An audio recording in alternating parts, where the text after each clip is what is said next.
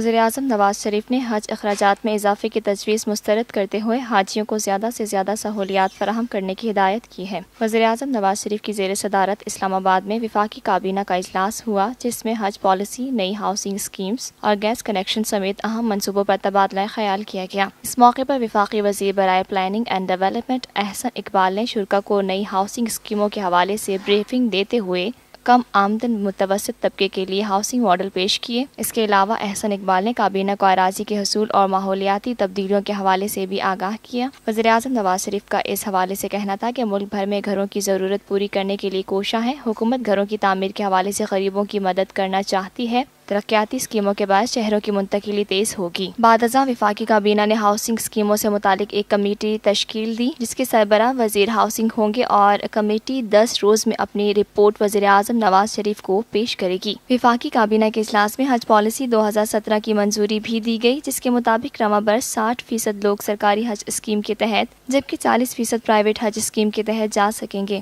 وزیراعظم نواز شریف نے حج اخراجات میں اضافے کی تجویز مسترد کرتے ہوئے اعضاء کرام کو زیادہ سے زیادہ سہولیات فراہم کرنے کی ہدایت کی ہے۔ اس کے علاوہ وفاقی کابینہ کے اجلاس میں نئے گیس کنیکشنز پر 2009 سے عائد پابندی بھی اٹھانے کی منظوری دے دی۔ Lotus Lake Towers, a groundbreaking endeavor by Lotus Properties.